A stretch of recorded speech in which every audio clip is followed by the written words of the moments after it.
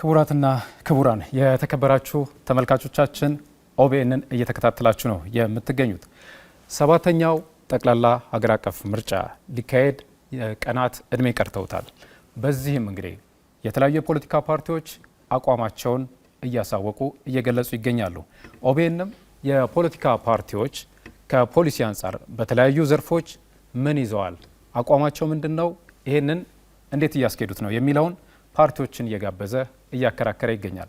ዛሬም ሶስት ፓርቲዎችን ለዚሁ ክርክር በስቱዲዮ ጋብዟል። እነዚህ ሶስት ፓርቲዎች በአንድ ጉዳይ ላይ ይነጋገራሉ። የትምህርት ፖሊሲያቸው ቢመረጡ በህዝብ ይሁንታን ቢያገኙ በትምህርቱ ዘርፍ ምንን ለመስራት አቅደዋል፣ በዛሬው ዕለት የምንነጋገርበትና የሚሞገቱበት ሀሳባቸውንም የሚያንጸባርቁበት ይሆናል ማለት ነው። ከዚህ ጋር ተያይዞ በስቱዲዮ የጋበዝናቸው ፓርቲዎች ብልጽግና ፓርቲ፣ ነጻነትና እኩልነት ፓርቲ እንዲሁም የኦሮሞ ነጻነት ግንባር ኦነግ ናቸው። ብልጽግና ፓርቲን በመወከል ዶክተር ቡልቶሳ ሂርኮ በስቱዲዮችን ተገኝተዋል።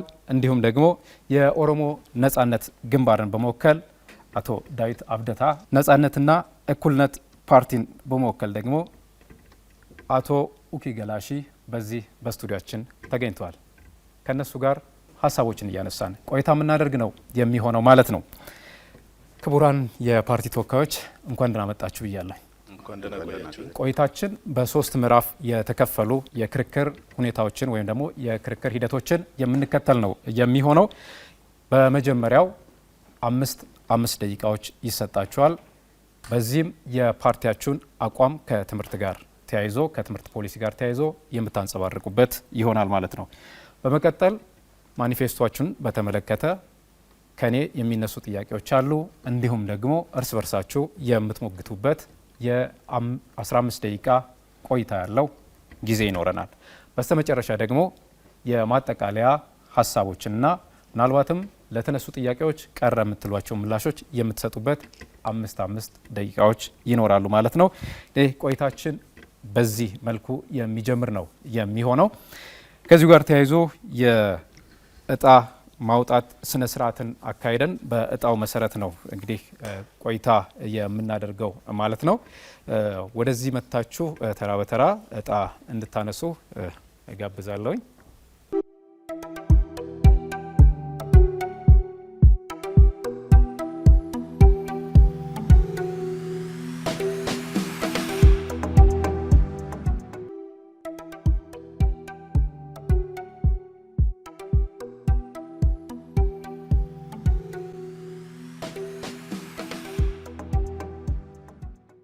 በእጣ ማውጣት ቅደም ተከተሉ መሰረት እንግዲህ የብልጽግና ፓርቲ የሚጀምር ነው የሚሆነው። በማስከተል የኦሮሞ ነጻነት ግንባር፣ በስተመጨረሻ በሶስተኛነት ደግሞ የነጻነትና እኩልነት ፓርቲ ሀሳባቸውን የሚያንጸባርቁ ነው የሚሆነው ማለት ነው። በቀጥታ ወደ ክርክራችንና ወደ መነሻ ሀሳቦች እንግባ። የብልጽግና ፓርቲን በመወከል የተገኙት ዶክተር ቡልቶሳ ሂርኮ 5 ደቂቃ አሎት። በ5 ደቂቃ ውስጥ የፓርቲያችሁ አቋም ከትምህርት ፖሊሲ ጋር ተያይዞ ያነሱልናል። ክቡራን የኦሮሞ ህዝቦች፣ ክቡራን የኢትዮጵያ ህዝቦች፣ በመጀመሪያ እንኳን ለሰባተኛው ዙር ሀገራዊ ምርጫ አደረሳችሁ፣ እንኳን አደረሰን ማለት እወዳለሁ።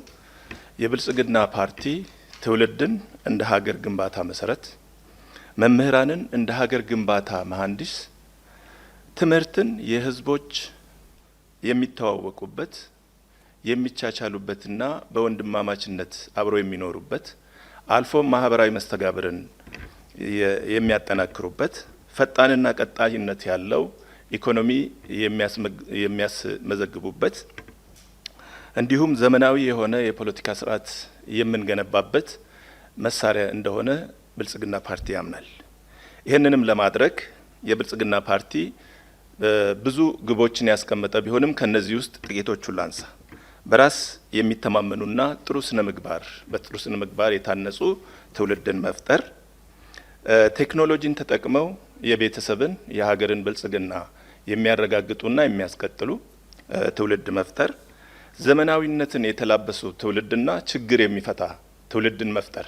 ችግር የሚፈታ ስንል የራሳቸውን ችግር፣ የሀገራቸውን፣ የዓለማቸውን፣ የወቅቱንም ችግር የሚፈታ ትውልድ መፍጠር ይሆናል። ይህንን ለማሳካት ይህንን ዓላማ ለማሳካት የራሱ የሆነ መርሆችን ይከተላል። እነዚህም ጥራትና ተገቢነቱ የተረጋገጠ አካታች የሆነ ትምህርት፣ ግልጽና ምላሽ ሊሰጥ የሚችል ስርዓተ ትምህርት፣ ከሃይማኖትና ከፖለቲካ አድልኦ ነፃ የሆነ ትምህርት፣ ውጤት ተኮር የሆነ ቴክኖሎጂና ተወዳዳሪነትን የሚያበረታታ ትምህርት እንደ መርሆ አድርጎ ይህንን ስራ ይሰራል። በዚሁ መሰረት ለ28 ዓመታት እንደ ሐውልት ሳይነካ ቆይቶ የነበረውን የቀደመውን የትምህርት ፖሊሲ የብልጽግና ፓርቲ በመመርመር በጥናት በመመርመር ችግሮቹን ለይቷል። ጥቂቶቹን ባነሳ በጽንሰ ሀሳብ የታጨቀ ነበረ፣ የተግባር ትምህርትን ያላካተተ፣ ከኢንዱስትሪ ጋር ያልተያያዘና የአገር በቀል እውቀትን ለሀገራችንም መፍትሄ ሊሆን የሚችል ለዓለም መፍትሄ ሊሆኑ የሚችሉ ህብረተሰባችን ያበቀለውን እውቀት ያላካተተ መሆኑን ከለየ በኋላ ይሄንን እንዴት ክፍተቶችን ዘግተን ሌላ እሴቶችን ጨምረን ለማህበረሰባችን የሚጠቀምበትን ትምህርት እንዴት እንፍጠር በሚል ፖሊሲውን ሰርቶ ስራ ላይ አውሏል። ይሄንን ፖሊሲ ስራ ላይ ለማዋል በ21ኛ ክፍለ ዘመን የሚመጥን መልእክት ከመንገር የዘለለ ነገር ግን ትውልድን ማብቃት የሚችል ስርዓተ ትምህርት ቀርጾ በስራ ላይ እያዋለ ይገኛል።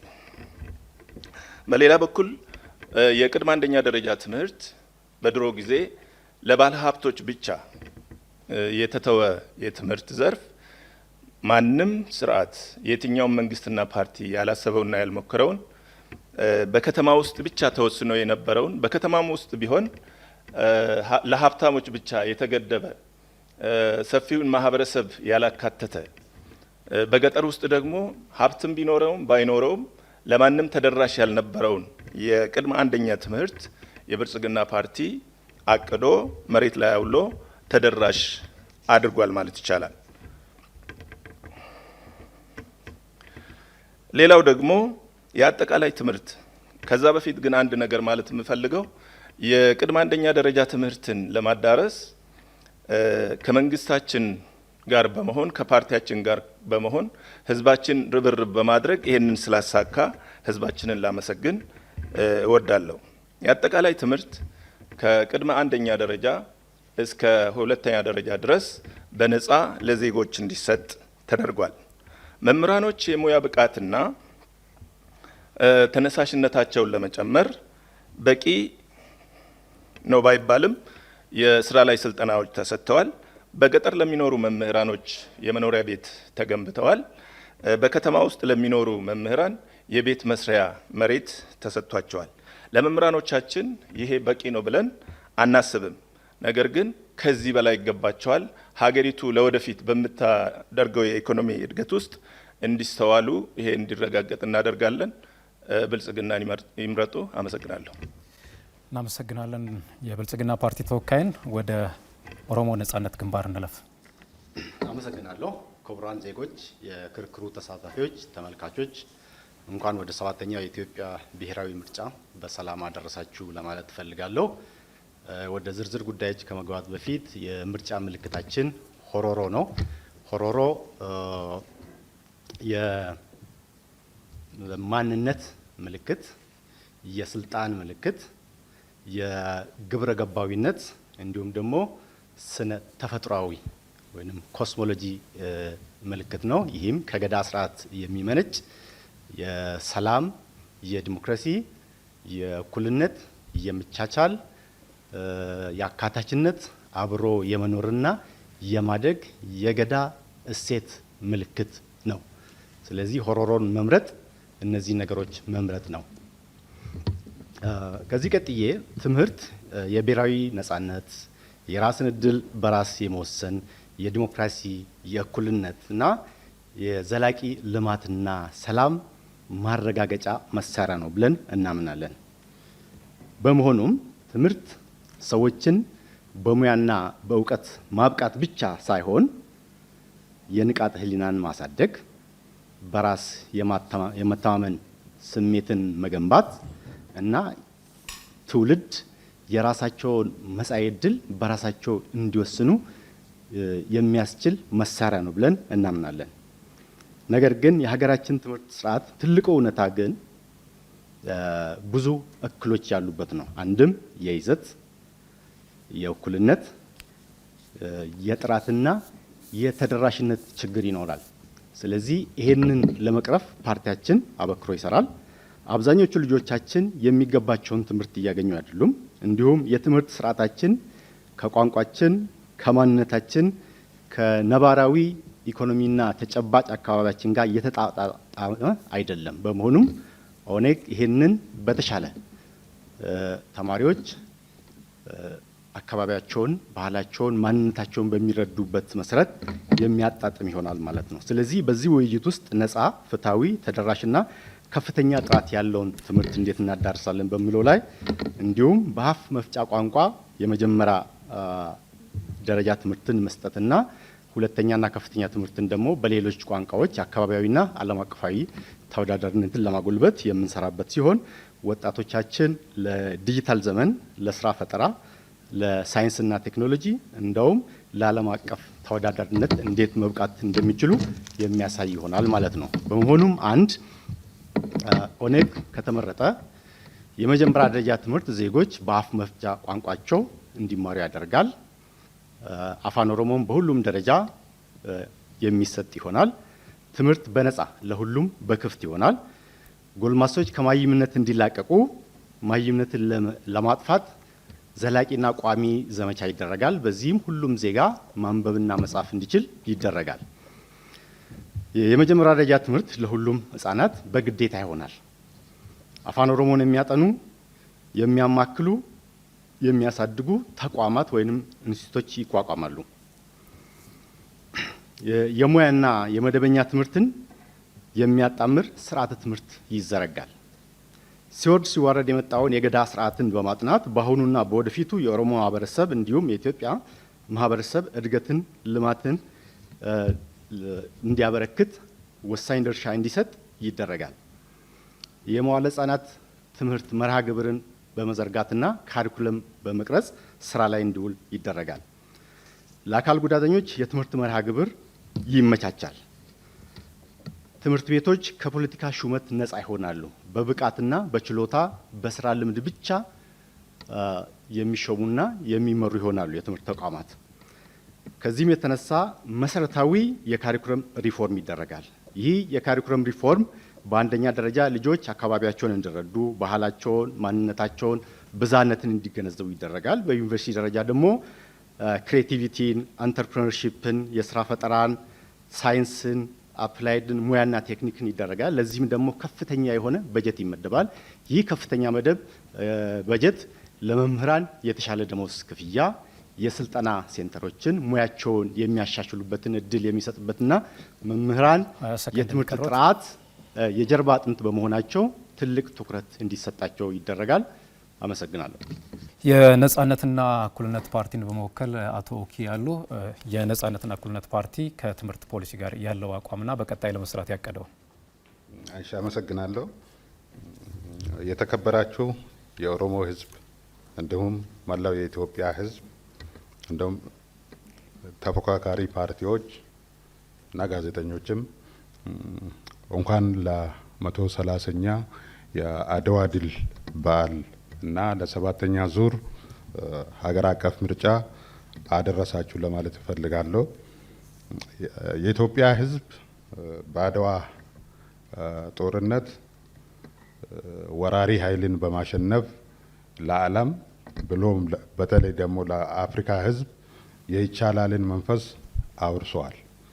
ግን እስከ ዛሬ ድረስ ያቃተን አምባገነን ስርዓቶችን ተባብረን ማስወገድና ዲሞክራሲያዊ ስርዓትን መገንባት አልቻለም።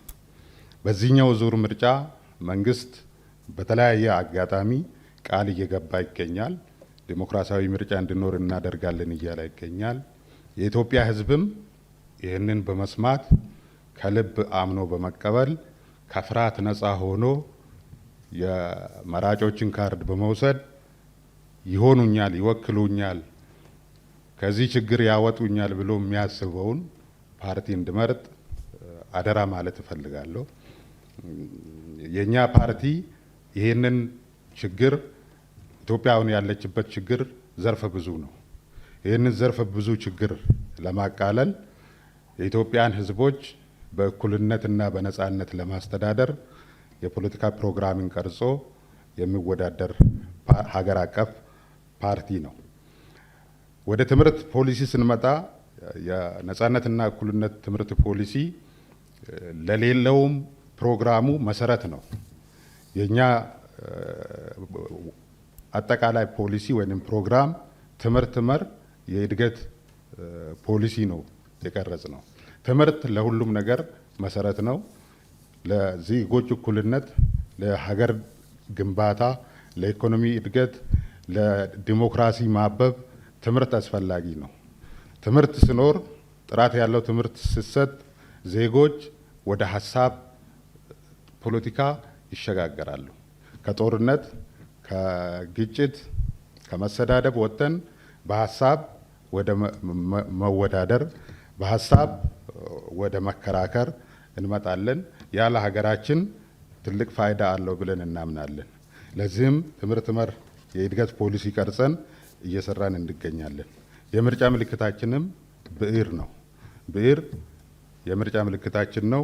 ነጻነትና እኩልነት ፓርቲን ከመረጥ አሁን ካለው የጦርነት ስጋት፣ የሰላም እጦትና የኑሮ ውድነት ጫና ትላቀቃላችሁ ለማለት እፈልጋለሁ። የትምህርት ፖሊሲያችን ከካሪኩለም ክለሳ ነው የሚጀምረው። የሀገራችን ካሪኩለም ብዙ ችግሮች አሉበት። እነኚህን ችግሮች ባስወገዳ መልኩ የትምህርት ካሪኩለም እንቀርጻለን። ችግር ፈቺ ዜጎችን ለመፍጠር የሚያስችል የትምህርት ስርዓተ ትምህርት ወይም ካሪኩለም ይቀረጻል። ክሪቲካል ቲንኪንግ እንዲሆኑ ልጆች ችግር ፈቺ ወይም አሰላሳይ እንዲሆኑ ተደርጎ የሚያበቃቸው ወይም የሚያስተምራቸው የትምህርት ፖሊሲን እንቀርጻለን። ተወዳዳሪ ዜጎችን መፍጠር የሚያስችል የትምህርት ፖሊሲ ያስፈልጋል። ዓለማችን ግሎባላይዜሽን ብለን በምንጠራው አንድ መንደር እየሆነች ነው። በዚህ ዓለም ውስጥ ደግሞ ተወዳዳሪ ሆኖ ከጊዜው ጋር ከቴክኖሎጂው ጋር ብቃት ያለው ትውልድ ማፍራት ያስፈልጋል። ስለዚህ በአፍሪካና በዓለም አቀፍ ደረጃ ተወዳዳሪ የሚሆኑ ዜጎችን ማፍራት የሚያስችለንን የትምህርት ፖሊሲ ወይም ፕሮግራም ስራ ላይ እናውላለን። የከፍተኛ ትምህርት ተቋማት ጥራትን እናሻሽላለን።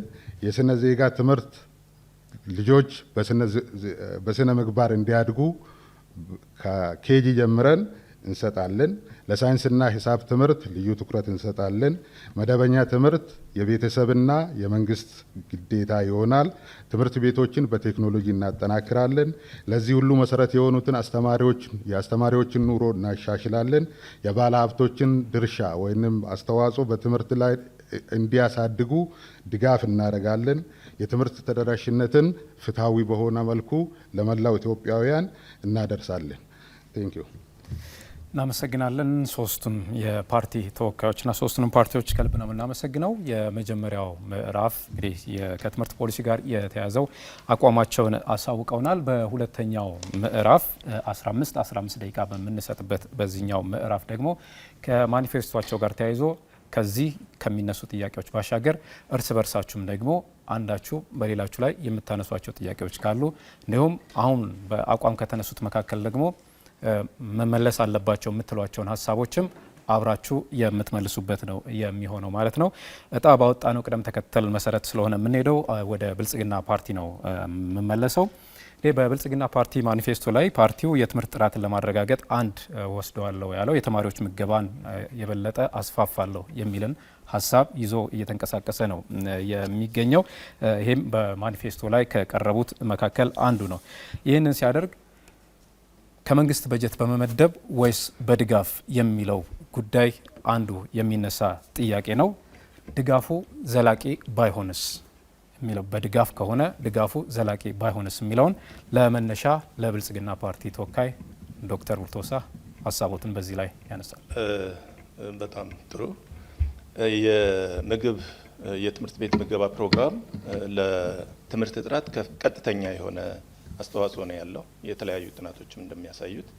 ምክንያቱም ደግሞ አንዳንድ ህጻናት ኦልሞስት በከተማም በገጠርም ያሉ ህጻናት ቁርስ ሳይበሉ ትምህርት ቤት ውስጥ ወደ ክፍል ይገባሉ። ይሄ ደግሞ ተነሳሽነታቸውና ዝግጁነታቸውን ስለሚቀንስ የትምህርት አቀባበል ደረጃቸው ስለሚቀንስ የኢትዮጵያ መንግስት ብልጽግና ፓርቲ በአዲስ መልክ ተማሪዎች በትምህርት ቤት ውስጥ በሚሆኑበት ጊዜ የምገባ ፕሮግራም ተጠቃሚ እንዲሆኑ ነድፎ በስራ ላይ አውሏል። በኦሮሚያ ደረጃ ኦሮሚያ የተከተለው ባህላችን ወደ ኋላ ተመልሰን ህዝባችን ይጠቀምበት የነበረውን በጣም ወሳኝ የሆነ ባህላዊ የሆነ አስተምሮን ተቀብሎ ቡሳ ጎኖፋ በሚል አደረጃጀት ቡሳ ጎኖፋ ማለት ህዝቦችን በቋሚነት አንድ ችግር ሲደርስበት በቋሚነት መልሶ ሪሃቢሊቴት ለማድረግ የሚረዳ አፕሮች ሲሆን ይህንን ወስደን እንደ ሀገር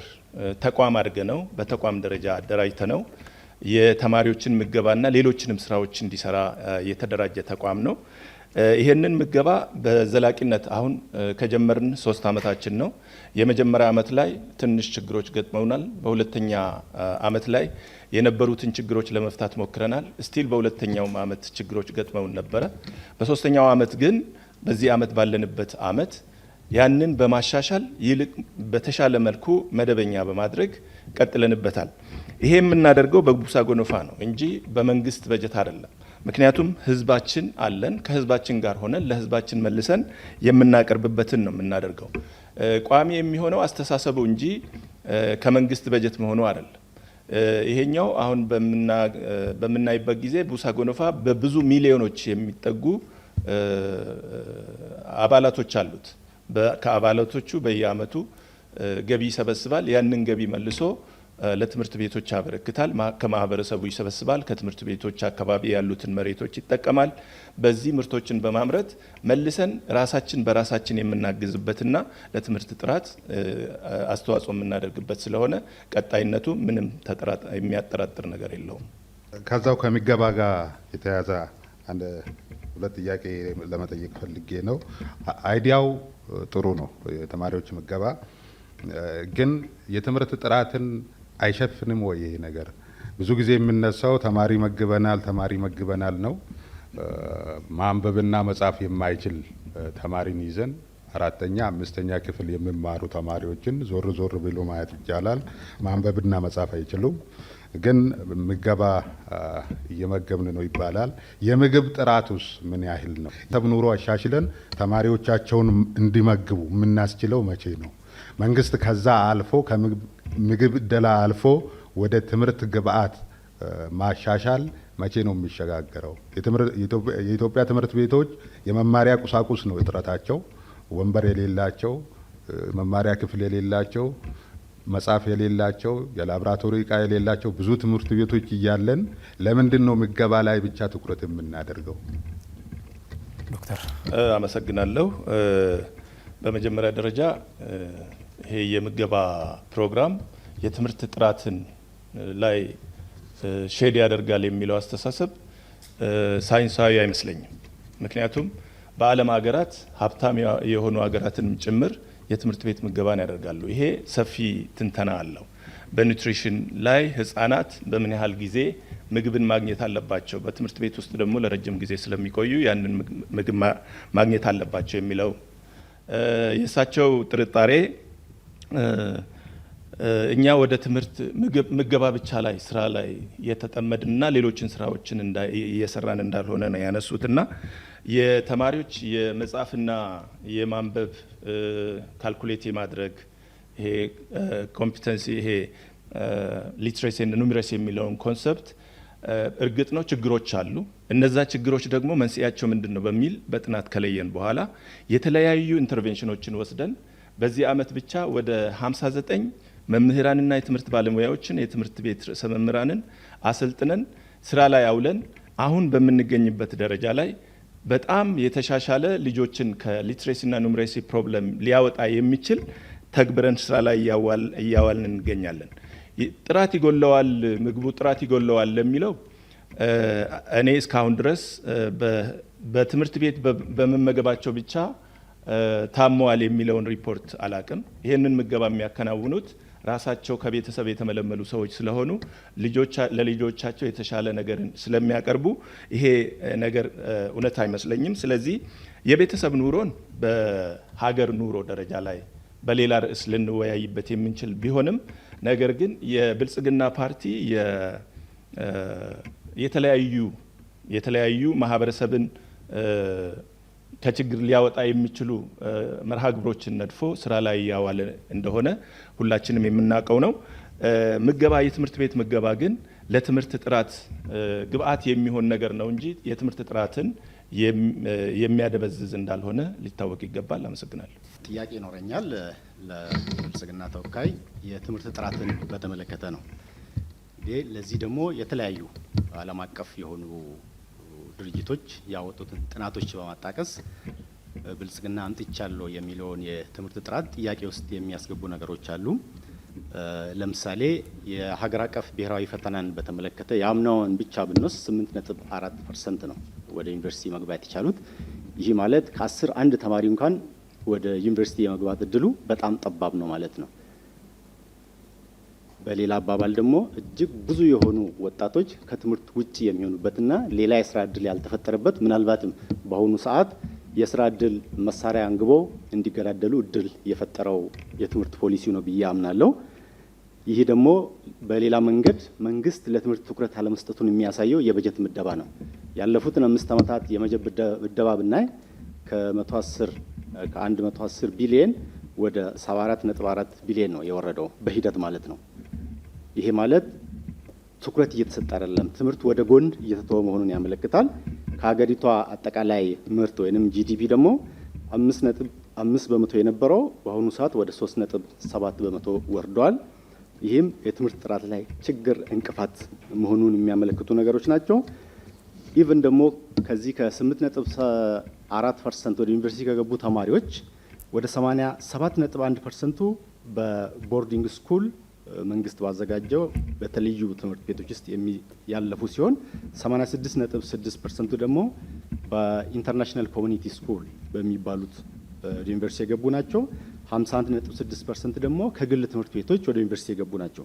ከመንግስት ትምህርት ቤት ወደ 5.6% ብቻ ነው ዩኒቨርሲቲ መግባት የቻለው። ይህ ማለት ምንድነው? የአገሪቱ አብዛኛው ዜጋ የተተወና የተዘነጋ የትምህርት ፖሊሲ ነው። እነዚህ ከዩኒቨርሲቲም ግራጁዌት ያደረጉ ተማሪዎች ደግሞ በቂ የስራ እድል ባለማግኘታቸው አሁን አገሪቷ ላለችበት ተጨባጭ ሁኔታ ትልቅ አስተዋጽኦ አበርክቷል ብለን እናምናለን። ባለፉት 5 ዓመታት ዩኒሴፍ ባወጣው መረጃ መሰረት ወደ 9 ሚሊዮን ተማሪዎች ከትምህርት ቤት ውጪ መሆናቸውን ያመለክታል።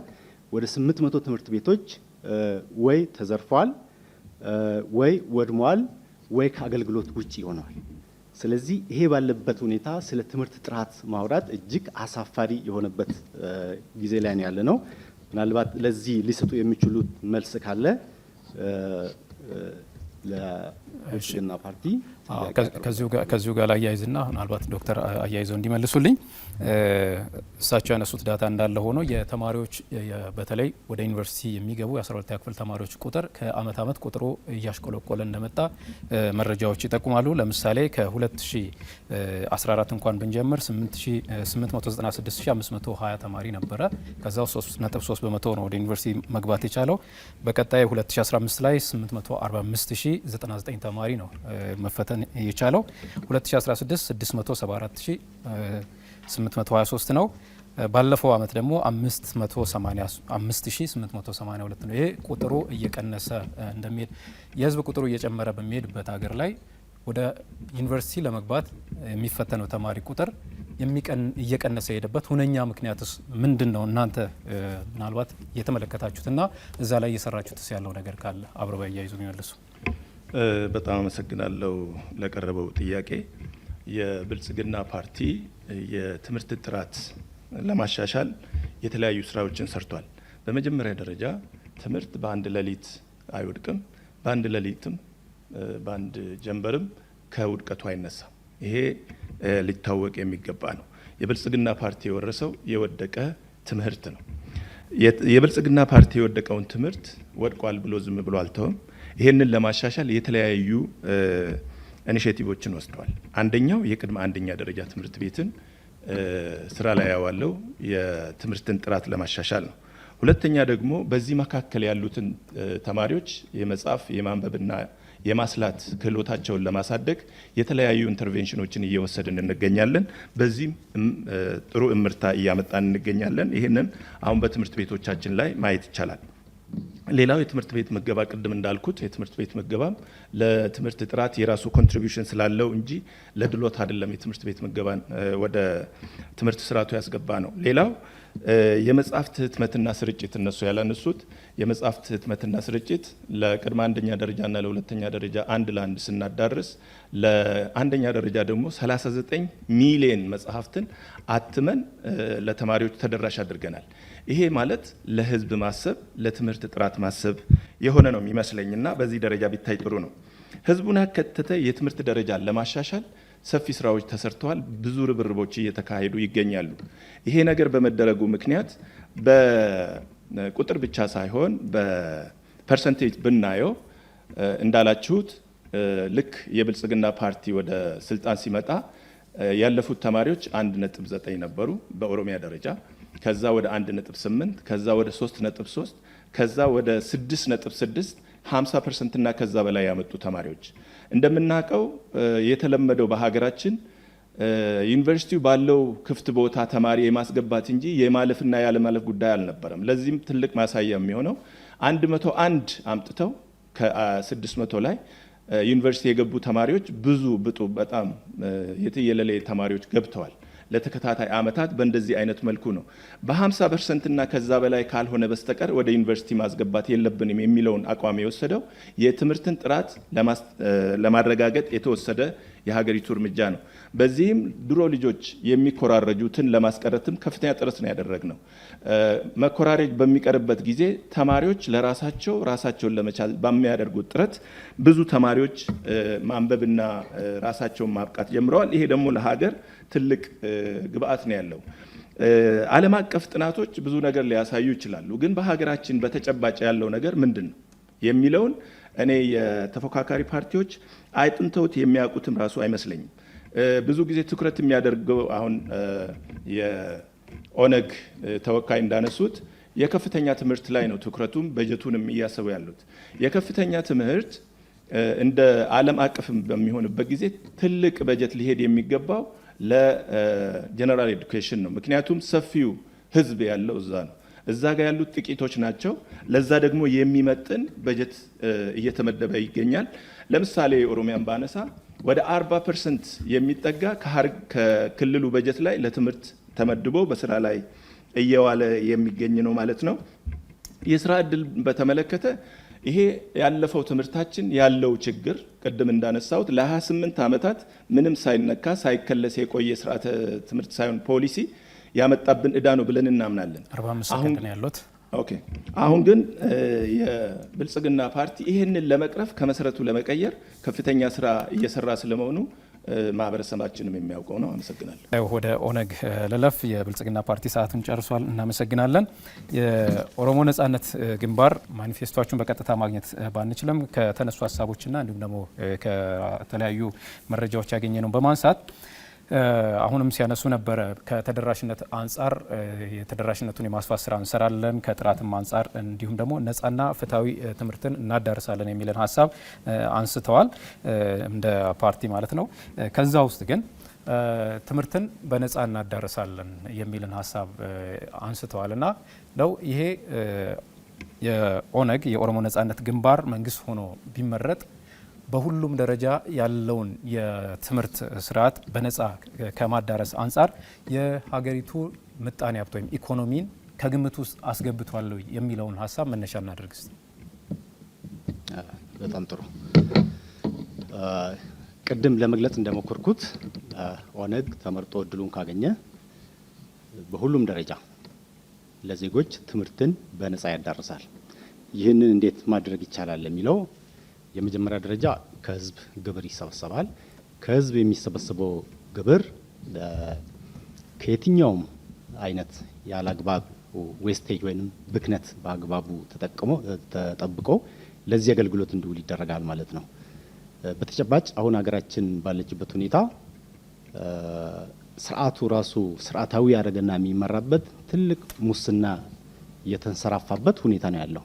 ይህንን አጥብቀን የምንዋጋና የምናስቀር ሲሆን ለሙስና የሚውለውን የሀገሪቱን በግብር የሚሰበሰበውን ብር ለዚህ እናውላለን ማለት ነው።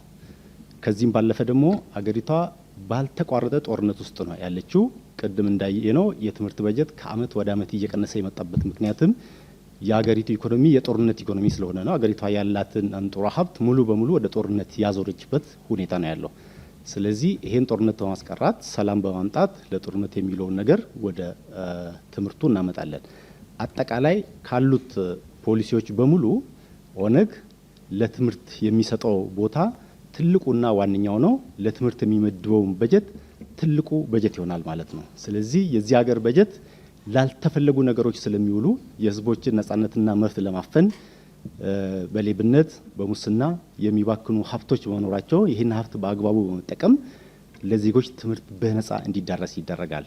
ይህም ደግሞ ትምህርት ለሁሉም ነገር መሰረት ስለሆነ ነው። ለጤና፣ ለኢንፍራስትራክቸር፣ ለአገር እድገት፣ ለሰላም ወሳኙ ትምህርት ስለሆነ በዚህ ረገድ የሚመድበው በጀት ትልቅ ይሆናል። አገሪቷ ደግሞ ለዚህ የሚሆን ትልቅ ፖቴንሻልና በቂ ሀብት አላት። ይህን በእርግጠኝነት ማድረግ እንችላለን።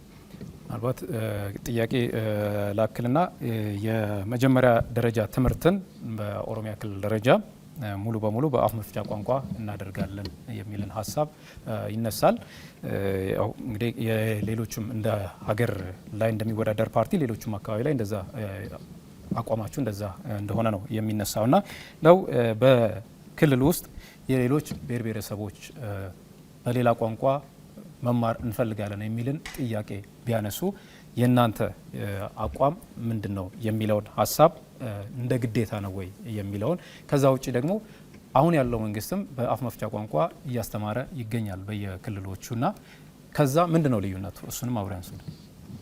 ምናልባት ሌላም ጥያቄ ሊነሳ ስለሆነ አቶ ኡኪ ጋር ስለሆነ ከአንተ ካነሳው ጥያቄ ጋር ሜቢ የኢትዮጵያ የፌዴራል የስራ ቋንቋ በአሁኑ ጊዜ አማርኛ ቋንቋ ነው በህገ መንግስቱ።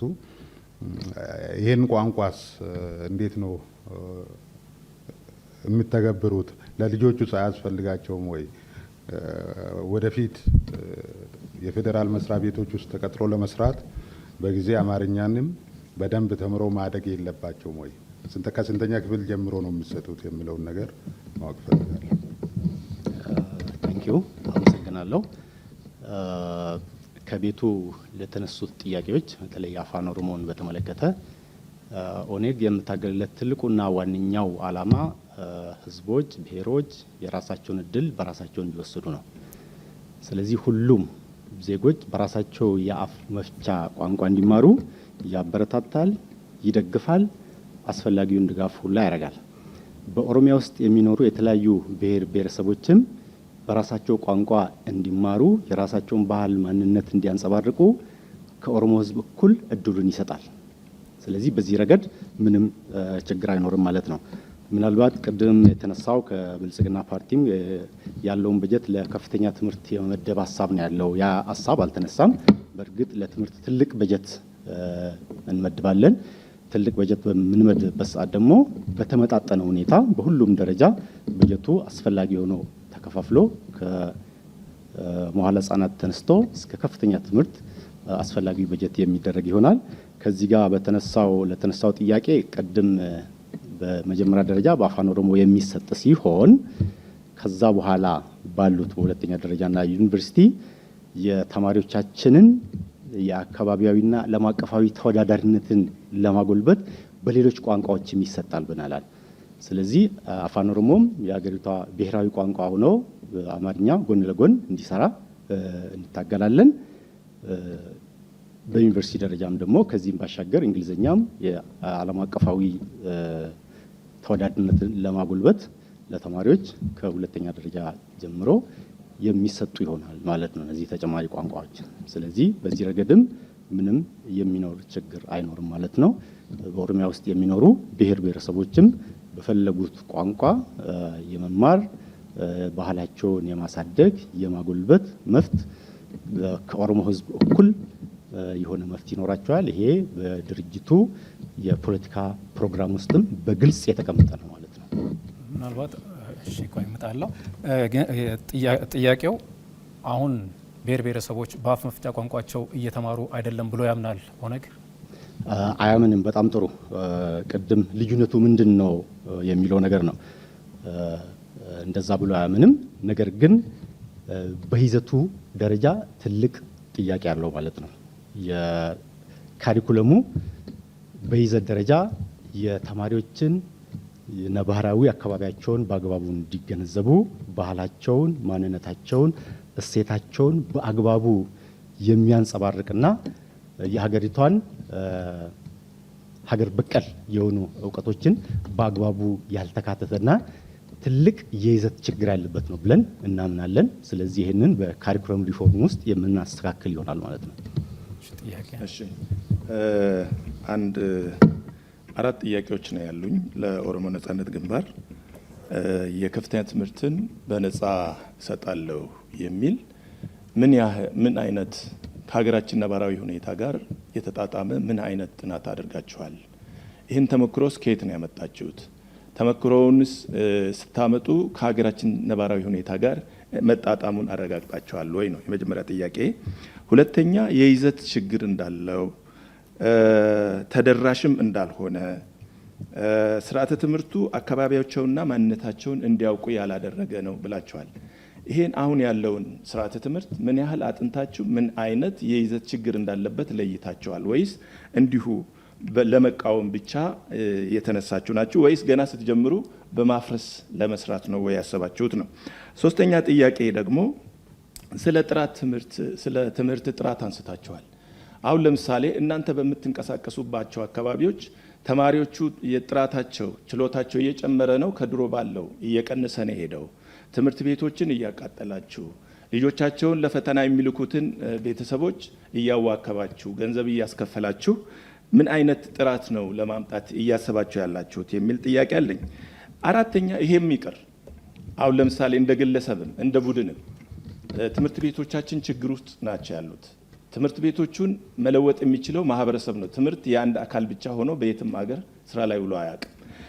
እናንተ እንደ ግልም እንደ ማህበረሰብም የትምህርትን ችግር ለመፍታት ትምህርት ቤቶች ሄዳችሁ ለራሳችሁ የተማራችሁባቸውን ትምህርት ቤቶች ሄዳችሁ አይታችሁ ለማሻሻል ምን ጥረት አድርጋችኋል? ይሄን ለማድረግ መንግስት መሆን ያስፈልጋል ወይ? ምክንያቱም በውጭ ያሉ በሀገር ውስጥ ያሉ የተለያዩ ማህበረሰብ ክፍሎች ትምህርትን እያገዙ ይገኛሉ። እናንተ በዚህ ረገድ ምን ሰርታችኋል እና ምን ልምምድ አላችሁና ለወደፊት ይሄንን ነገር እናደርጋለን ብላችሁ አፍ ሞልታችሁ መናገር ትችላላችሁ? ምን ጥያቄ አለ? ያመሰግናል። አቶ ዳዊት አመሰግናለሁ። የከፍተኛ ትምህርትን ጨምሮ ትምህርትን በነጻ እንሰጣለን። ለዚህ ደግሞ ነባራዊ ተጨባጭ የሀገሪቷን ሁኔታ አጥንታችኋል ወይ? እንዴት ይቻላል ለሚለው ቅድምም ለማብራራት ሞክሬያለሁ። ምናልባት በተሻለ ግንዛቤ እንዲኖር ዘንድ እዚህ ሀገር አብዛኛው ሀብት የሚባክነው ካለ አግባብ ላልሆኑ ነገሮች ነው የሚባክነው። ቅድም እንዳነሳ ነው ከህዝቡ የሚሰበሰብ ግብር በአግባቡ ኢኮኖሚካል በሆነ ወይ ከየትኛውም ብክነት ተጠብቆ ለህዝቡ አገልግሎት እየዋለ አይደለም። አንደኛ ደረጃ ሙስና ነው። ቅድም እንዳልኩት እዚህ ሀገር ሙስና መዋቅራዊ ነው፣ ስርዓታዊ ነው። ስርዓቱ የሚሰራበት ማሽን ሙስና ነው። ስለዚህ ያንን ማሽን ማስወገድ ያስፈልጋል። እዛ ላይ መረር ያለ ትግል አድርገን ሙስናን በማስቀረት እዛ አካባቢ የሚባክነውን የህዝብ ሀብት ለዜጎች እንዲውል ማድረግ ነው። ሁለተኛው የሀገርን ኢኮኖሚ እየበላ ያለው የሀገሪቷ ኢኮኖሚ የጦርነት ኢኮኖሚ ሆኗል። አገሪቷ ያላት አንጡራ ሀብት ሙሉ በሙሉ ወደ ጦርነት የዞረበት ሁኔታ ነው ያለው። ስለዚህ ሀገሪቷ ድሮን መግዛት፣ ታንክ መግዛት፣ አውሮፕላን መግዛት በግልጽ የተያያዘችው ማለት ነው። ስለዚህ ይሄ ደግሞ ትልቅ ሀብት እየበላ ያለ ሁኔታ ነው ያለው። ስለዚህ ይሄንን በማስቀረት ሀገሪቷ ላይ ሰላምን በማረጋገጥ ለዚህ የሚውለው ሀብት ወደ ትምህርት እንዲሄድ ይደረጋል ማለት ነው። ስለዚህ ይሄ ሀብት በአግባቡ የምንጠቀም ከሆነ ሙስናን የምናስቀር ከሆነ ጦርነትን የምናስቀር ከሆነ ከበቂም በላይ ነው የሀገሪቷ ሀብት ለከፍተኛ ትምህርት ተቋም ለዜጎች ነፃ ለመስጠት ከበቂም በላይ ነው። ሌላው ተሞክሮን፣ ተደራሽነትን፣ ይዘትን በተመለከተ እነዚህ ነገሮችም ከበጀት አመዳደብ ነው። ቅድም እንዳየሁት ላለፉት 5 ዓመታት ራሱ ብንወስድ በጀት እየቀነሰ ወደ 74 ቢሊዮን ብር ነው የመጣው። ይሄንን 74 ቢሊዮን ብር የዛሬ 4-5 ዓመትና ዛሬ የብር ዋጋን ብናስታይ ከዛም በታች ነው ማለት ነው። ስለዚህ ለትምህርት ሴክተሩ እየተመደበ ያለው ትርጉም የለሽ ነው። ምናልባት ኦሮሚያ ላይ 40% መድበናል ማለታቸው ሳይሆን እንደ ሀገሪቱ የተመደበው የትምህርት በጀት ወደ 3.4 ነው ከሀገሪቱ ጂዲፒ። ስለዚህ ያ ቁጥር 40% እንኳን ቢሆን በቂና ለችግርን ለመፍታት የሚበቃ ገንዘብ አይደለም ማለት ነው። ስለዚህ ከይዘት አንጻርም ቅድም እንዳልኩት ነው። ከይዘት አንጻር የዚህ ሀገር ትምህርት አንደኛ አጠቃላይ ሮት ሜሞራይዜሽን በሽምደዳ ላይ የተመሰረቱ ተማሪዎችን ክሪቲካል ቲንኪንግ እንዲያስቡ እንዲፈጥሩ ወደ አንተርፕረነርሺፕ እንዲገቡ የሚያበረታታና ለዛ የሚሆን የካሪኩለም ቀረጻ አልተደረገም። ስለዚህ ከኮንተንት አንጻር ከዚህ አንጻርም ትልቅ ከሰብስታንስ አንጻር በጣም ትልቅ ችግር አለበት። በተጨማሪም ደግሞ የሀገሪቱን የሀገር በቀል እውቀትን ያላካተተ የህዝቦችን ማንነት በትክክል ያላንጸባረቀ ትልቅ የይዘት ጉድለት ያለበት የትምህርት ካሪኩለም ነው። ይሄም የሚስተካከል ይሆናል። አቶ ዳዊት ሀገር በቀል እንግዲህ ብልጽግና አሁን ሀገር በቀል የሆኑ አካሄዶችን እየተከተልኩ ነው ይላል። በትምህርት ዘርፉም ላይ ለምሳሌ እነ ሰፉ የመሳሰሉትን ትምህርቶችም አካትቻለሁ የትምህርት ስርዓት ውስጥ የሚልንም ሀሳብ ያነሳል። ከዚህ ጋር ተያይዞ እንደው በተለየ የምትሄዱበት ነገር አለ ወይ?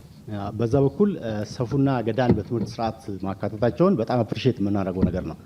እዛ ላይም ያለው ዋናው ጥያቄ ኮንተንቱ ይዘቱ ከገዳ ስርዓት ቱባ ባህል ጋር የተያያዙ ሳይሆን ስለ ዜግነት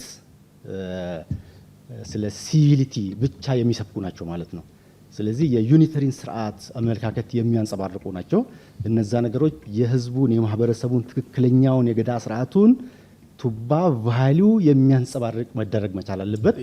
ሀሳቡ አይዲያው መጀመሩ የሚበረታታ ይሆናል። የገዳ ስርዓት ከሌሎች ማህበረሰቦች ጋር አብሮ የመኖርን እሴት የለውም ማለታችሁ ነው? በጣም ጥሩ።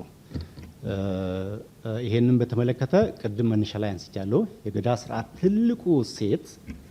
ትልቁ እሴት ነጻነት፣ እኩልነት፣ አብሮነት፣ መቻቻልን፣ አብሮ ማደግን፣ ከሌሎች ጋር በሰላም መኖርን ነው። ስለዚህ ያ ነገር በዛ ልክ በባህሉ ቱባ አስተሳሰብ ልክ እዛ ውስጥ አልተንጸባረቀም ነው እንጂ ይሄኛው በጣም ተገቢ እንዳውም በዓለም አቀፍ ደረጃ የዓለም እሴት ነው ተብሎ የተመዘገበ ለኦሮሞ ብቻ ሳይሆን ለኢትዮጵያም ለአፍሪካም የዓለምም ትልቁ ሀብት ተብሎ ነው። ይሄንን እጅግ የሚያበረታታ ነው። ግን በዛ ልክ ይዘቱ አልተካተተም በካሪኩለም ውስጥ።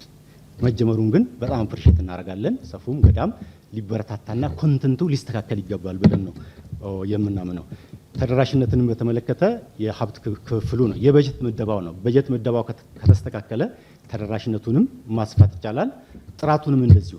በተለይ መምህራኖችን በተመለከተ እንደውም በአንድ ወቅት በጣም አስቂኝ የሆነ የመምህራን ምገባ ጀምረናል እስከ ማለት ድረስ ደርሰዋል። ይህ እጅግ አሳፋሪ ነገር ነው። ምክንያቱም መምህራኖቻችን ቀን ተሌሊት ከልጆቻችን ጋር እየለፉ በቂ የሆነ ገቢ ማግኘት ይኖርባቸዋል። ከዛም ባለፈ ደግሞ የተለያዩ ስልጠናዎችን ሙያቸውን የሚያሳድጉበት ሁኔታ ሊፈጠሩባቸው የተለያዩ ተቋማቶች ሊቋቋሙ ይገባል። ለዚህ ደግሞ ትልቅ የበጀት ምደባ ያስፈልጋል። እዚህ ላይም በትልቁ ይሰራል።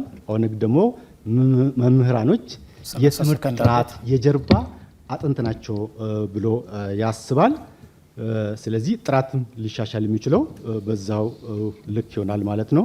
ምናልባት ምን ጥረት አድርጋቸዋል በሚለው አሁን አገሪቷ ባለችበት ተጨባጭ ሁኔታ ውስጥ ነፃ ሆኖ አገሪቷ ውስጥ ተንቀሳቅሶ ኮንትሪቢሽን ለማድረግ አስቸጋሪ ቢሆንም ለአንዳንድ ትምህርት ቤቶች በኦራ በኩል ማቴሪያሎችን ማቅረብ የተጎዱ የተፈናቀሉት ዜጎች ለማገዝ ጥረቶች ተደርጓል ባለው አቅም ማለት ነው። እናመሰግናለን። እንግዲህ ከሰዓቶትን ጨርሰዋል።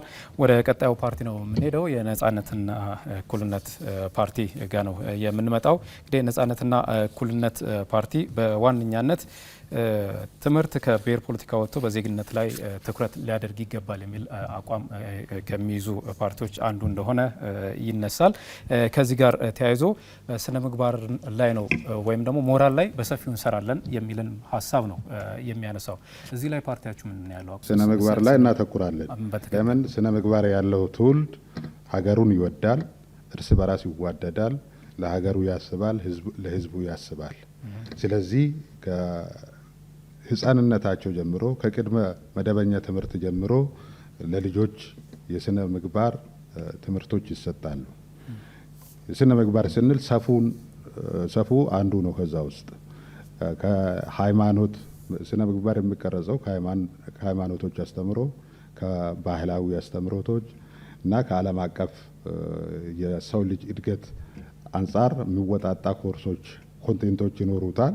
ይህንን ተማሪዎች ልጆች በስነ ምግባር ታንጾ እንዲያድጉ ያግዛል። ስነ ምግባር በቤተሰብ ደረጃም በትምህርት ደረጃም በሀገር ደረጃም ለሰው ልጅ አስፈላጊ ነው። ስነ ምግባር የሌለው ትውልድ ጋጠ ወጥ ይሆናል። ሀገሩን አይወድም፣ እርስ በራስ አይከባበርም፣ አይዋደድም፣ ቤተሰብ አያከብርም፣ ታላቁን አያከብርም፣ አይታዘዝም። ስለዚህ ለስነ ምግባር ትልቅ ቦታ መስጠታችን ያስመሰግነናል። የኢትዮጵያ ሕዝብ ደግሞ ለስነ ምግባር ትልቅ ቦታ ይሰጣል። ቫሊዩን፣ ባህሉን፣ ሞራሉን እንዲያውቁለት እንዲንከባከቡለት ይፈልጋል። ከትውልድ ወደ ትውልድ የሚሸጋገር ባህል ነው ስነ ምግባር። ትምህርቱም ካየን በደርግ ጊዜ ነበር፣ በኃይለ ሥላሴ ጊዜ ነበር፣ በኢህአዴግ ጊዜ ነበር። የስነ ዜጋ ትምህርት ተብሎ ስሙ ይለያያል። የስነ ምግባር ትምህርት ስነገብ ይባል ነበር በኃይለ ሥላሴ ጊዜም። ስሙ ይለያይ እንጂ ተማሪዎች በስነ ምግባር ታንጾ እንዲያድጉ መንግስታት ሙከራ እያደረጉ ነበር። የዛሬ መንግስትም እያደረገ ነው። እኛ ደግሞ ይህንን እናስቀጥላለን። የበለጠ አዳብረን ከዚህ በፊት ከነበረ በምን ይለያል? እናዳብራለን። የተለየ ስለ ሞር ትኩረት ትሰጣላችሁ ብለሃል። ትኩረት ሰጥተን በደንብ እንድታነጹ በስነ ምግባር እንድታነጹ በደንብ ትኩረት ሰጥተን ልጆቹን እናበቃቸዋለን። የእኛ ፓርቲ ሀገር አቀፍ ፓርቲ ነው። ሀገር አቀፍ ፓርቲ ሆኖ ህብረ ብሔራዊነትን የሚያበረታታ በፌዴራሊዝም ስርዓት የሚያምን የበለጠ ተግባራዊ ለማድረግ የሚሰራ ፓርቲ ነው። ብሔር ብሔረሰቦች በራሳቸው ቋንቋ የመማር፣ የማሳደግ፣ የመስራት ሙሉ መብት አላቸው እና በትምህርት በፌዴራል የስራ ቋንቋ ላይ 2 ቋንቋዎችን ነው ለጊዜው የያዝ ነው። አማርኛና አፋን ኦሮሞ የፌዴራል የስራ ቋንቋ ይሆናሉ። ሌሎች ደግሞ በሂደት እየተጠኑ ወደ ፌዴራል ስራ ቋንቋነት የሚያድጉ ቋንቋዎች ይኖራሉ። በእኛ ፓርቲ እምነት ብሔራዊ ቋንቋ የሚባል የለም። ፕሮግራማችን ላይ አልጠቀስንም። የፌዴራል የስራ ቋንቋ ነው የሚኖረን። አሁን አማርኛ አለ፣ ቀጥሎ አፋን ኦሮሞ ይኖራል ማለት ነው። እኛም ስልጣን ስንይዝ በሁለቱም ቋንቋ ለሁሉም ክልል ልጆች ይሰጣሉ። ለምን? በፌዴራል ደረጃ ተወዳዳሪ እንዲሆኑ፣ በፌዴራል ደረጃ መስሪያ ቤቶች ተቀጥሮ የስራ እድል እንዲያገኙ፣ ከሌሎች ብሔር ብሔረሰቦች ጋር ተግባብቶ መኖር እንዲችሉ ሁለቱንም ቋንቋ እንዲማሩ ሁኔታዎች ይመቻቻሉ። ከአፍ መፍቻ ቋንቋቸው በተጨማሪ እነኚህን የፌዴራል የስራ ቋንቋቸው በትምህርት ደረጃቸው እየተለካ እንዲማሩ ይደረጋል። አመሰግናለሁ። የነጻነትና እኩልነት ፓርቲ አንደኛም ያነሳው ጥያቄ አሁን ከተነሳውም ጋር ሊያያዝ የሚችል የህብረ ብሔራዊነትን ሁሉን አካታችነትን እንዴት ታዩታላችሁ? ትምህርትንም በተመለከተ ከራሳችሁ ከፓርቲያችሁ አወቃቀር ጀምሮ ሁሉን ያካተተ በማንነት በእምነት ያካተተ ነው ወይ?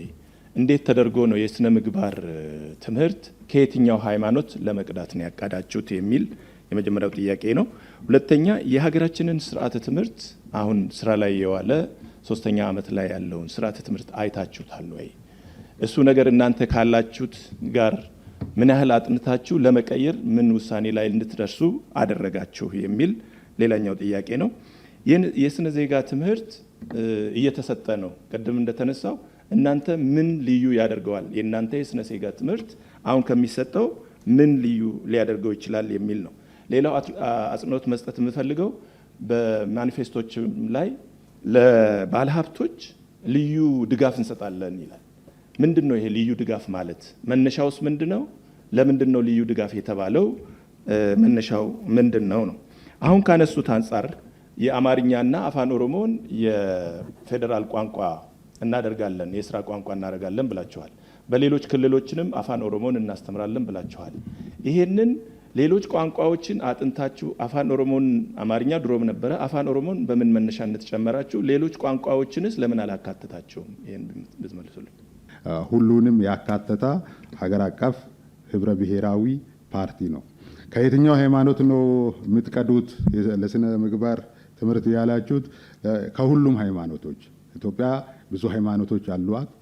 ታዋቂ የምንላቸው 3 አሉ። ለምሳሌ ክርስቲያኒቲ፣ እስልምና፣ ዋቄፈና በሀገራችን ብዙ ተከታዮች ያሏቸው ሃይማኖቶች ናቸው። እነኚህ 3ቱም ጥሩ ስነ ምግባር እንዲኖረን የሚያስተምሩን ሃይማኖቶች ናቸው። ስለዚህ የሚያግባቡን ሁሉም አንድ ላይ ያሏቸውን አንድ ላይ አዋተን ከዚህ የተሻለ የስነ ምግባር ትምህርት እንዲሰጥ እናደርጋለን። ሰፉን ብንወስድ ብዙ አካባቢ ላይ ቅሬታ ይነሳበታል። የዋቄፈና ሃይማኖትን ልጆቻችንን አስገድዶ እያስተማሩ ነው ብሎ የሚከራከሩ የሚቃወሙ ቤተሰቦች አሉ።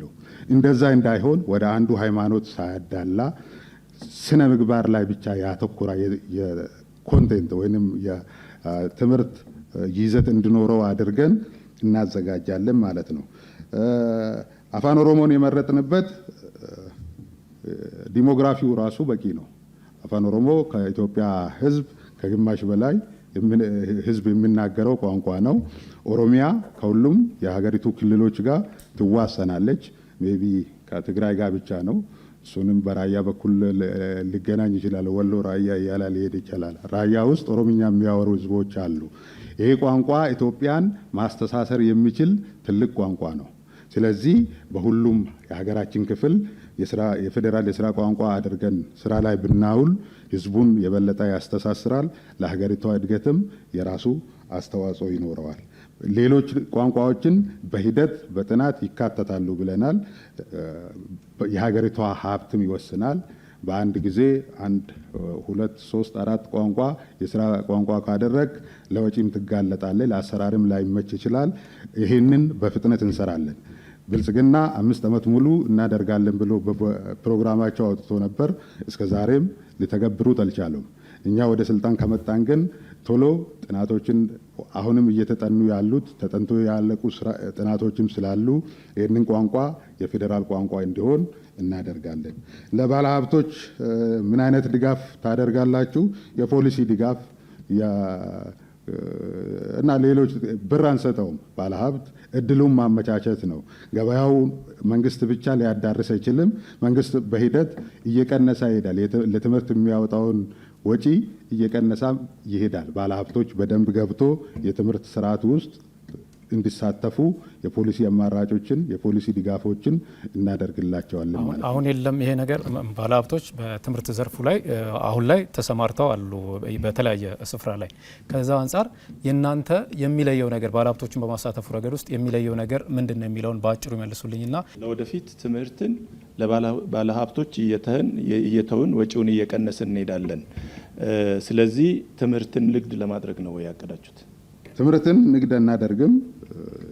ትምህርት መንግስት የሚያዳርሰው የስራ ኃላፊው ነው፣ ኃላፊነቱ ነው። ቀደምም እንዳነሳሁት ትምህርት መር የእድገት ፖሊሲ ነው የኛ ፕሮግራም። ለትምህርት ትልቅ ቦታ ይሰጣል። በጀትም ትልቅ በጀት መድቦ ይሰራል። ትምህርትን ተደራሽ ለማድረግ ፍትሃዊ ተደራሽነቱን ጥራቱን ለማረጋገጥ ይሰራል። ግን መንግስት ብቻውን ማዳረስ አይችልም። የሀገሪቷ እድገት ሀገሪቷ እያደገች ስትሄድ ትምህርት በባለ ሀብቶችም ሊሰጥ የሚችል አገልግሎት ነው።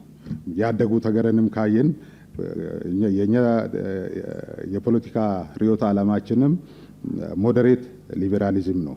ስለዚህ ነፃ ገበያን እንዲስፋፋ እናደርጋለን። በዛ ውስጥ ባለ ሀብቶች ገብቶ የትምህርት አገልግሎትን ለህዝቡ እንዲያዳርሱ እናደርጋለን። አሁን ያለው መንግስት ጫና ያደርጋል የግል ትምህርት ቤቶች ላይ፣ በተለይ ከፍተኛ ትምህርት ላይ ህርቃ የሚባል ሃየር ኤጁኬሽን ኳሊቲ አሹራንስ ኤጀንሲ የሚባል አለ። አሁን ኢቲኤ ኤጁኬሽን ኤንድ ትሬኒንግ ኤጀንሲ ይባላል።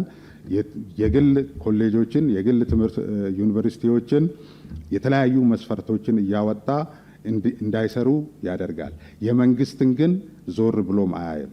የመንግስት ዩኒቨርሲቲ ተብሎ ከግል ጋር መወዳደር የማይችሉት ስም ብቻ ይዞ ያሉ ስንት ዩኒቨርሲቲዎች እያሉ ትልቅ አቅም ያላቸውን ዩኒቨርሲቲዎች ጫና እያደረጉ ከገበያ እያወጡ ስለሆነ ያ ስርዓት እንዲሻሻል የመንግስት ቁጥጥር ሁለቱንም የግልንም የመንግስት ዩኒቨርሲቲዎችንም በአንድ አይን የሚያይና ቁጥጥሮቹን ወደ ጥራት የሚያሸጋግር እንዲሆን እንሰራለን። አቶ ዳዊት አንድ ጥያቄ ይኖረኛል። ምናልባት አሁን ያለው ካሪኩለም ምን ተጨባጭ ችግር አለው ብላችሁ ነው ዋና ዋና ብላችሁ ያወጣችሁት? የአሁኑ ካሪኩለም ምንድን ናቸው? እንዴትስ ነው መፍትሄ መስጠት ያሰባችሁት? እሳቸውን ይመልሱና አመጣለሁ። ኦኬ፣ አመሰግናለሁ። የካሪኩለም ብዙ ነገር ጉለት አለበት። አንድ ክሪቲካል ቲንኪንግ መጀመሪያም ጠቅሻለሁ። ተማሪዎች ክሪቲካል ቲንከር እንዲሆኑ ፕሮብሌም ሶልቨር እንዲሆኑ አያስችልም።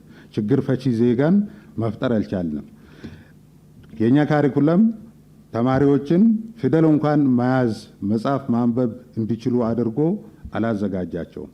እስከ ዛሬ እየተተገበረ ያለው ማለት ነው።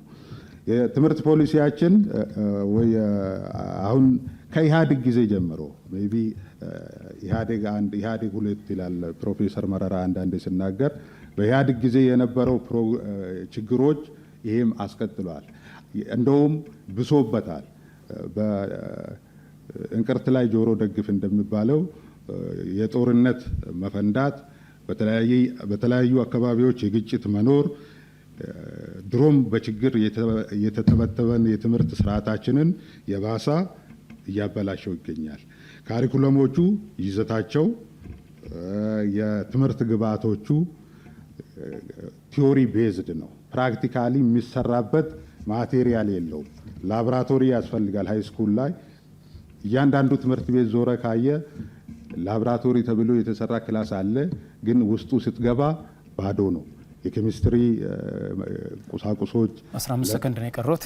ኦኬ፣ ለፊዚክስ የሚያስፈልጉት ቁሳቁሶች የአይቲ ላብ ውስጥ ስትገባ ባዶ ኮምፒውተር 5 ኮምፒውተር ከአንድ ክላስ ውስጥ ተቀምጦ ለሃይ ስኩል ሙሉ ተማሪዎች ተብሎ የተዘጋጀ አይሲቲ ክላስ ገብተህ ስታይ የባሳ ካሪኩለሙንም ስርዓቱንም እንድትነቅፍ ያደርጋል ማለት ነው። ሰዓቶትን ጨርሰዋል። ምናልባት የሚነሱ ሀሳቦች ካሉ በማጠቃለያ ውስጥ የምታነሷቸው ይሆናሉ ማለት ነው። በዛ ውስጥ እየተመለሱ ምላሽ የሚያሻቸው የምትሏቸውን እየመለሳችሁ የምትሄዱ ነው የሚሆነው።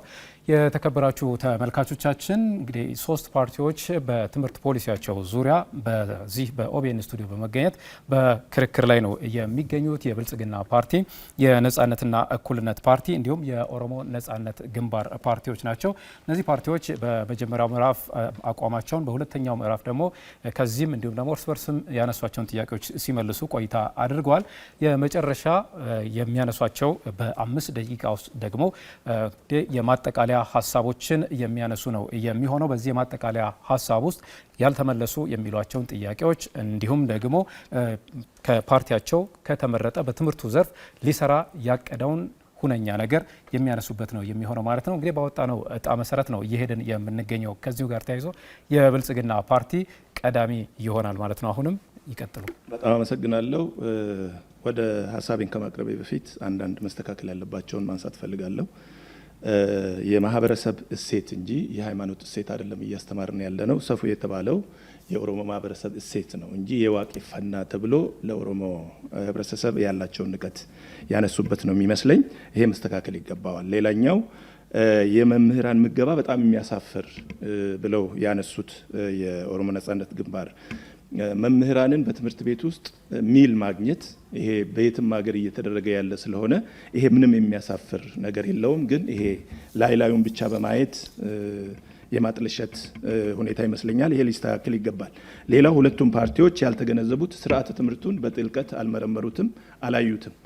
እያነሱ ያሉት በስርዓተ ትምህርቱ የተካተቱ ናቸው ለማለት ያህል ካልኩ በኋላ ወደ ራሴ ሀሳብ ስመለስ የብልጽግና ፓርቲ ቃልን ወደ ተግባር የሚለውጥ ታማኝ የሆነ ፓርቲ እንደሆነ ህዝባችንም ያውቃል።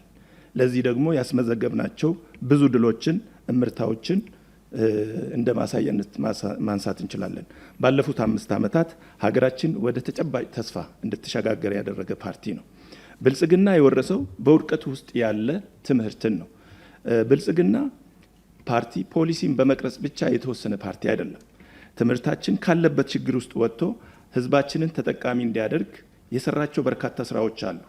በዚህም በርካታ ስራዎች ብዙ መሻሻሎች ታይተዋል። ለዚህ ደግሞ ህዝባችን ምስክር ነው። ጥቂቶቹን ላንሳ። የቡረቡሩ ትምህርት ቤቶችን ከ1840 ወደ 19352 ያሳደገው የብልጽግና ፓርቲ ነው። 7 የአዳሪ ትምህርት ቤቶችን የመንግስት እንዳልሆኑ ቅድም ተነስቶ ነበር።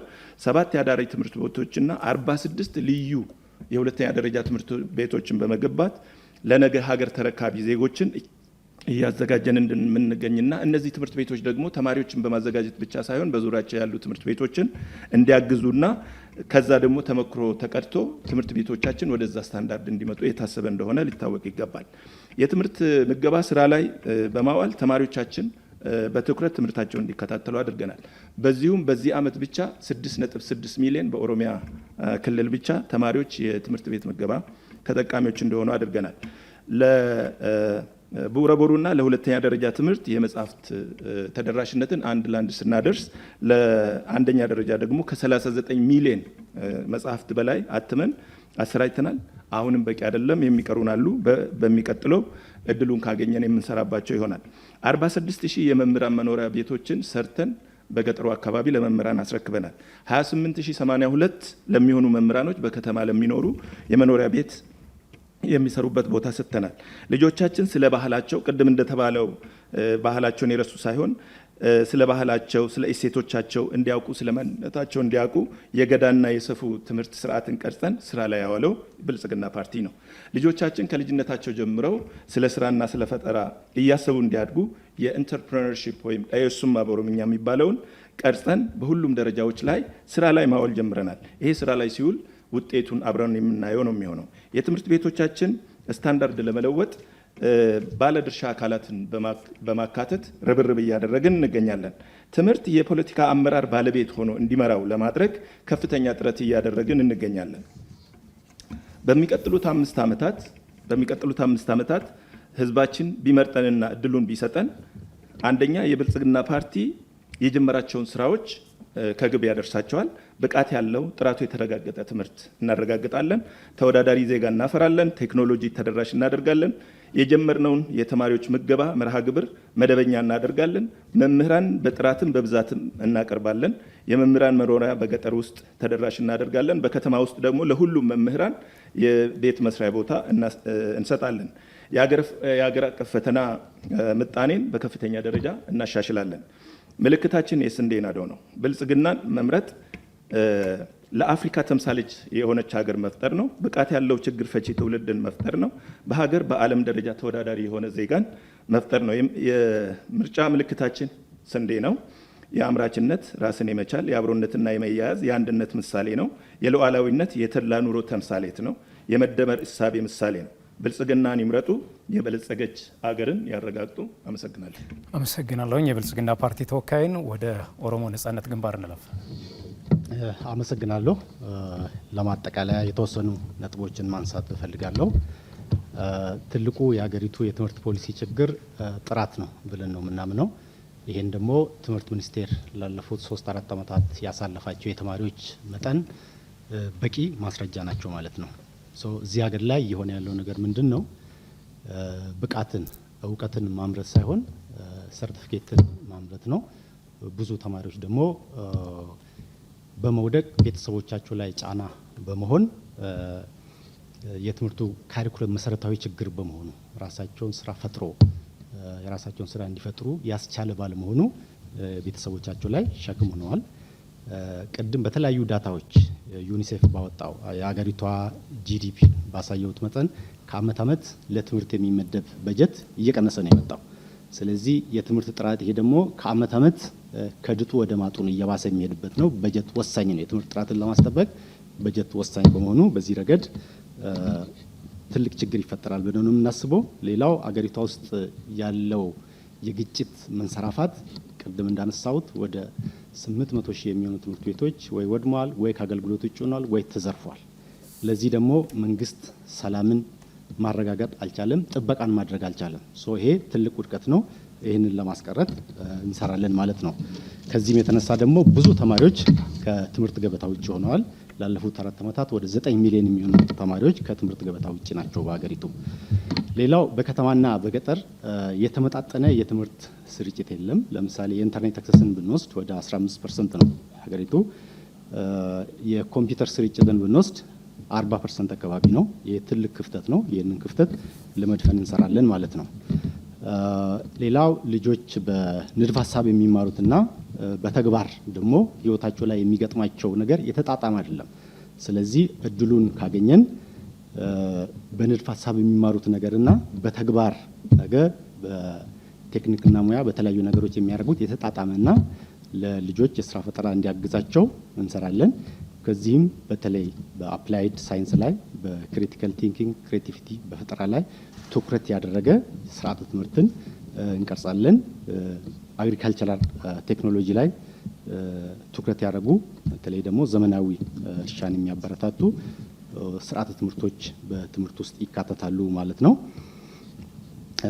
በሌላ በኩል ደግሞ የጾታ ተዋጽኦ ጋፕም አለ። ከክልል ክልል ከአካባቢ እዛ ላይም የተመጣጠነ የጾታ ስርጭት እንዲኖር እናደርጋለን። ሌላው የዚህ መንግስት ትልቁ ችግር ትምህርት ቤት ከፖለቲካ ነጻ አይደለም። ከኤሌመንተሪ አንስቶ እስከ ዩኒቨርሲቲ ድረስ ትምህርት ቤት ተቋማትን የሚመሩት የፖለቲካ ሹመኞች ናቸው ማለት ነው። እኛ እድሉን ካገኘን ትምህርት ከፖለቲካ ነጻ የትምህርት ተቋማትን የሚመሩት በብቃታቸው በልምዳቸው ብቻና ብቻ ይሆናል ማለት ነው። በዚህ ላይ አጥብቀን እንሰራለን።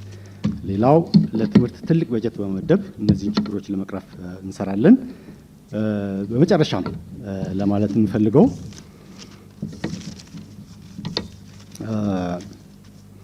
በአንድ አባባል ነገሩን ከመጨረሴ በፊት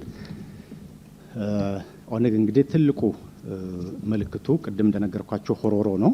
ሆሮሮ የገዳ ስርዓት፣ የሰላም፣ የዲሞክራሲ፣ የእኩልነት፣ የአብሮነት፣ የጋራ እድገት ከጎረቤት ማህበረሰብ ጋር ተከባብሮ የመኖርን ምልክት ነው። ፈጣሪን የማክበር ተፈጥሮን የመንከባከብ የቤትና የዱር እንስሳትን የመንከባከብ ተምሳሌት ነው። ይህንንም የሚያሳየን ነው። በሆሮሮ ላይ የሚታየው ክብ ወይንም ሰርክል የአንድ ፓርቲ የስርዓት ዘመን 8 ዓመት የማስተዳደርን የሚያሳይ ከዛ በኋላ ለሌላ ፓርቲ አሳልፎ የሚሰጥበት ይሆናል ማለት ነው። በተጨማሪም እንግዲህ የመጨረሻ ለማለት የምፈልገው አንድ የደቡብ አፍሪካ ዩኒቨርሲቲ ላይ የተጻፈ ሀሳብ አለ። አንድ ሀገር ለመፍረስ አቶሚክ ቦምብ ወይንም ሚሳኤል አያስፈልግም ይላል። የትምህርት ጥራትን ለማውረድ አንድን ሀገር የትምህርት ጥራት ማውረድና ተማሪዎች በፈተና እንዲያጭበረብሩ ማድረግ በቂ ነው ይላል። ይህ ከሆነ ታካሚዎች በዶክተሮች እጅ ይሞታሉ፣ ድልድይና ህንፃዎች በመሐንዲሶች እጅ ይፈርሳሉ፣ ገንዘብ በኢኮኖሚስትና አካውንታንት እጅ ይባክናል፣ ሰብአዊነት በሃይማኖት መሪዎች እጅ ይጎዳል፣ ፍትህ በዳኞች እጅ ይዛባል። የትምህርት ጥራት መውደቅ ማለት የሀገር መውደቅ ነው። ስለዚህ የትምህርት ጥራት ላይ የተለየ ትኩረት ሰጥተን እንሰራለን። ምልክታችን ሆሮሮ ነው። አመሰግናለሁ። እናመሰግናለን። በስተመጨረሻ ደግሞ የነጻነትና እኩልነት ፓርቲ ተወካይ የመጨረሻ ሰዓቶት የእርሶ ነው። እሺ፣ አመሰግናለሁ። ነጻነትና እኩልነት ፓርቲ ለትምህርት ትልቅ ቦታ ይሰጣል። መግቢያዬ ላይም ገልጫለሁ። ትምህርት መር የሀገር እድገትን የኢኮኖሚ እድገትን ነው የምንከተለው። እያንዳንዱ የሀገሪቱ እንቅስቃሴ ከትምህርት ጋር ከእውቀት ጋር እንዲተሳሰር ሰፊ ጥረት እናደርጋለን። ኢትዮጵያ በአሁኑ ጊዜ ያላት ትልቁ ሀብቷ የሰው ሀብት አንዱ ነው። ከተፈጥሮ ሀብት ቀጥሎ የሰው ሀብት አለን። ወደ 130 ሚሊዮን ህዝብ አለን። ይህንም 130 ህዝብ እውቀት ከሰጠነው፣ ክህሎት ከሰጠነው፣ አመለካከቱን ከቀረጽ፣ ጥሩ ስነ ምግባር እንዲኖረው ካደረግን ኢትዮጵያ በአጭር ጊዜ ውስጥ ከድህነት ከጦርነት ወጥታ ወደ ብልጽግና እውነተኛ ብልጽግና የመራመድ የመግባት እምቅ አቅም አላት። ይህንን አቅሟን ጎትኩተን የምናወጣበት የትምህርት ስርዓት አዘጋጅተን ምረጡን እያልን እንገኛለን። የኢትዮጵያ ህዝብ አሁን እየደረሰበት ያለውን ነገር እያየ ነው፣ እየመዘነ ነው። ላለፉት 5 ዓመታት ወይ 7 ዓመታት የብልጽግና መንግስት ሀገሪቷን ጦርነት ውስጥ ከቶ ከተሞች ላይ ብቻ ትኩረት አድርጎ እየተንቀሳቀሰ ይገኛል። ከተሞች አምሮባቸዋል፣ ግን የህዝብ ኑሮ ጨልሞባቸዋል። ድህነት ከመቼም ጊዜ በላይ በእኛ እድሜ ከምናቀው በላይ ተንሰራፍቶ ይገኛል። ህዝብ የሚበላውን እያጣ እየተቸገረ ይገኛል። ተማሪዎች በስርዓት ተምሮ መግባት አልቻሉም። ይታገታሉ፣ ይገደላሉ፣ ብር ይጠየቃሉ። ይሄ የሚደረገው በመንግስትም ጫካ ባሉት ልጆችም ነው ተብሎ ይነሳል። ይሄ የዚህ ሁሉ ኃላፊነት ደግሞ መንግስት ላይ ነው ያለው። የጫካውንም መቆጣጠር የእሱንም መዋቅር መፈተሽ የመንግስት ኃላፊነት ነው። መንግስት ይህንን ኃላፊነቱ በአግባብ ስላልተወጣ ህዝቡ ችግር ውስጥ ነው ያለው። የተማረ የሰው ኃይል ግማሹ ስራ በማጣት በየባህሩ፣ በየበረሃው፣ በየጫካው እየተማገደ ወደ ጦርነትና ወደ ስደት እየተማገደ እያለቀ ይገኛል። ይሄንን ሁሉ ችግር ለመፍታት የስርዓት ለውጥ የሚያስፈልግበት ጊዜ ላይ ደርሰናል። ስለዚህ የኢትዮጵያ ህዝብ የነጻነትና እኩልነት ፓርቲን በመምረጥ ከዚህ ችግር መገላገል ይችላል ብለን ስለምናምን እኛም ምረጡ፣ የምርጫ ምልክታችን ብዕር ነው እላለሁ። የትምህርትን ስንመለከት ተደራሽነትና ጥራት ላይ በሰፊው እንሰራለን። ተደራሽነት ስንል በገጠርና ከተማ መሀል ልዩነት አለ። ከተማ ላይ ብዙ የተማሪ ቁጥር አለ። ወደ ገጠር እየሄድን ስንሄድ ቁጥሩ እየቀነሰ ይሄዳል። ሴትና ወንድ መሀል የቁጥር ልዩነት አለ። በተለይ ወደ ሃይ ስኩል ወደ ዩኒቨርሲቲ እየተጠጋን ስንሄድ የሴቶች ቁጥር በተለያዩ ጫና እየቀነሰ ይሄዳል። በአርብቶ አደር አካባቢዎች እና በሌሎች ክልሎች መሀል የትምህርት ሽፋን ወይንም ተደራሽነት ልዩነት አለ። ይሄንን ፍትሃዊ ተደራሽ እንዲሆን እናደርጋለን ወይ እንሰራለን። ሌላው የትምህርት ጥራት ላይ ነው የምንሰራ።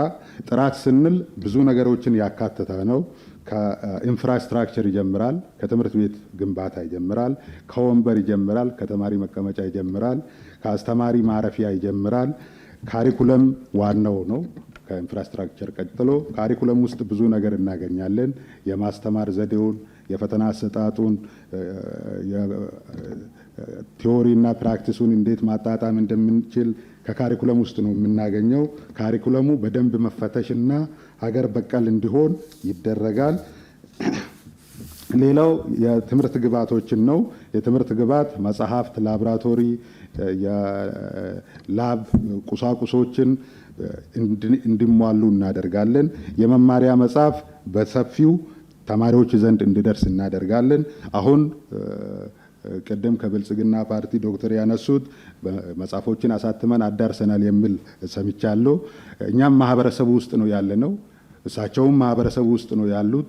እኛ ለተማሪዎች በሶፍት ኮፒ እንልክላቸዋለን። መጽሐፍ የለንም ተብሎ ተማሪዎች ሲቸገሩ ነው የምናየው። ስንት ቤተሰብ ነው ስማርትፎን ያለው?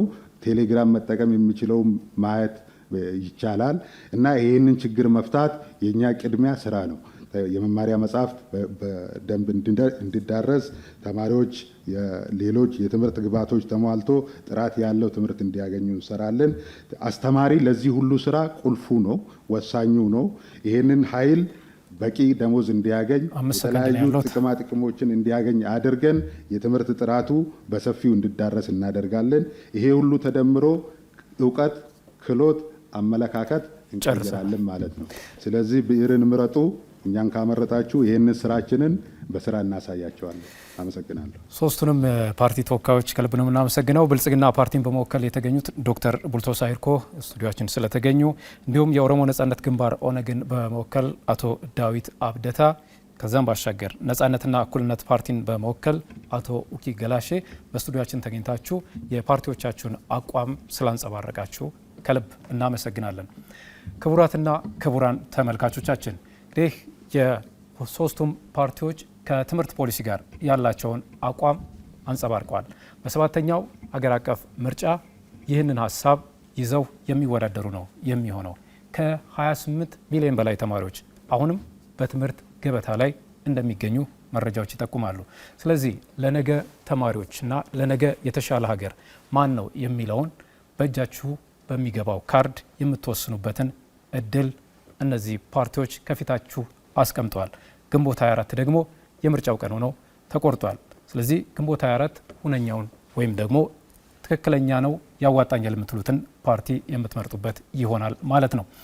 ከኛ ጋር ስለነበረው ቆይታ የዛሬው ትምህርት ፖሊሲ ላይ ትኩረቱን ያደረገው የክርክር መድረካችን በዚህ የሚጠናቀቅ ይሆናል። በቀጣይ ደግሞ በሌላ የፖሊሲ አማራጭ ፓርቲዎች ምን ሀሳብ አላቸው የሚለውን ይዘን የምንቀርብ ነው የሚሆነው። እስከዛው መልካሙን ተመኘን። ቸርን ሰንብት።